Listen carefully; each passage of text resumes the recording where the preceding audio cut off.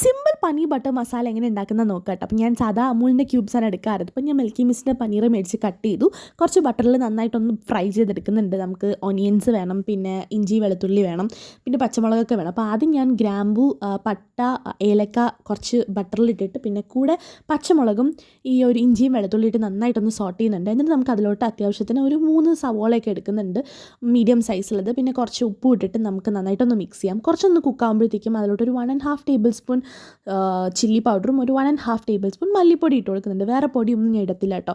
അതൊന്ന് കുക്കായി വരുമ്പോഴത്തേക്കും നമുക്ക് കുറച്ച് തക്കാളി 2 ഇട്ട് കൊടുത്തതിന് ശേഷം നന്നായിട്ടൊന്ന് അടച്ച് വെച്ച് വേവിച്ചെടുക്കണം കേട്ടോ.